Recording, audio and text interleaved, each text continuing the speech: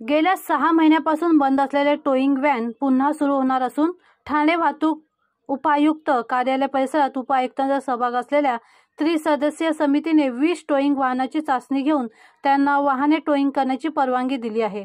एकूण 27 वाहने आता टोईंगचे काम करणार आहे। लायसन्स बघताना तिघांची कमिटी आहे। मी आमची एसीपी ठाण्याचे आणि पीआय ॲडमिन यांची कमिटी केलेली आहे। त्या कमिटीमध्ये ज्या गाडीला आपण सूचना दिलेल्या होती की CCTV आहेत का, मेगाफोन आहेत का, याची चेकिंग करून मग त्यांना आपण आज वायरलेस करणार। याचा आता 14-12 डिसेंबरपर्यंत याचं व्हॅलिड लायसन्स।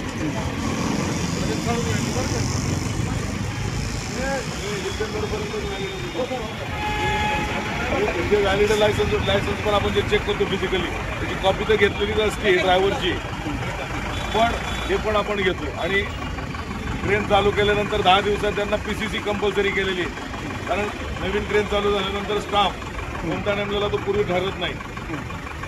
चालू करताना ते स्टाफ देतील, स्टाफची PCC 10 दिवसात त्यांना अनिवार्य 10 दिवसात दिली नाही तर क्रेन कायमस्वरूपी बंद राहील।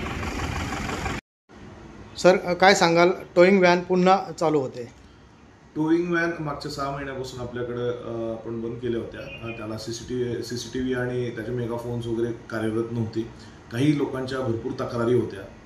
जानेवारी एंडला आपण त्यांच्याबरोबर करार करून त्या 1-2 दिवस हे केल्या आणि नंतर तक्रारीत वाढ झाली, त्याच्यामुळे आपण तात्काळ लगेच बंद केल्या होत्या।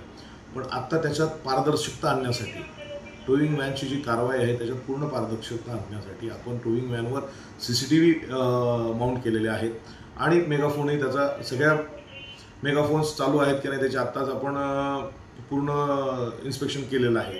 इन्स्पेक्शन कमिटीत मी, माझे ACP आणि PI ॲडमिन या 3 जणांच्या कमिटीने त्याचं इन्स्पेक्शन केलेलं आहे। त्याच्या अनुषंगाने CCTVमध्ये 10 दिवसाचं फुटेज राहणार आहे।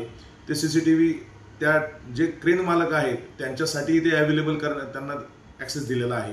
आणि आपलं जे कंट्रोल रूम आहे ठाणे पोलीस ट्रॅफिक पोलीसचं जे कंट्रोल रूम आहे तीनाथ नाका या ठिकाणी त्याचं लाईव्ह आपण फीड्स घेणार आहोत आणि त्याचे 10 दिवसाचं फुटेज आपल्याकडे अवेलेबल असणार आहे।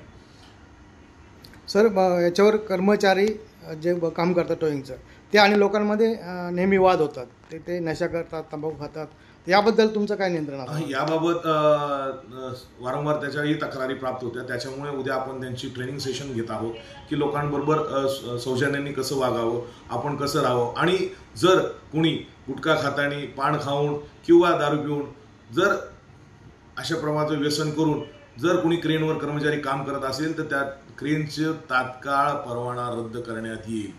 फक्त त्यासाठी आपल्याला प्रॉपर एव्हिडन्सेस लागतील आणि ते केलं का आपण त्याची पुढील 6 महिन्यासाठी किंवा 2 वर्षासाठी किंवा कायमस्वरूपी त्याच्याबरोबरचा जो करार आहे आपण त्याला रद्द करू। सर गेल्या 6 महिन्यापासून क्रेन ही बंद होती टोईंग, सामान्यांना अनेक तक्रारी तुमच्याकडे आलेल्या आहेत, तर त्या तक्रारीबद्दल काय सांगाल? कारण आत्ताच एक सामान येऊन गेला की फुटपाथवर गाड्या आहेत, ऑनलाईन दंडाचा काही परिणाम होत नाही, त्या टोईंगचा काय फरक पडणार आहे का आता? आपण वारंवार आपल्याला फुटपाथवर पार्किंग झालेली, फुटपाथच्या साईडला नो पार्किंगच्या बोर्डच्या खाली पार्किंग झालेली, 2 व्हीलर्स असतील, 4 व्हीलर्स असतील, याची आपल्याला वारंवार तक्रारी प्राप्त होतात। पण आपण त्या ठिकाणी जाऊन ई-चलन मार्फत त्यांच्यावर कारवाई करतो, अनाउन्समेंट करतो, पण त्याचा कोणत्याही प्रकारे परिणाम होताना दिसून येत नाही। त्यासाठी टोईंग व्हेकल्स आपण चालू करत आहोत की पहिले आपण फुटपाथ क्लिअर करणार आहोत आणि जे नो पार्किंगचे बोर्ड्स आहेत त्याच्या खाली आणि नंतर जे रस्ता सामान्य रहदारीस ज्या अडथळा ठरत असतील अशा वाहनांना टो करण्याबाबत कारवाई करणार आहोत।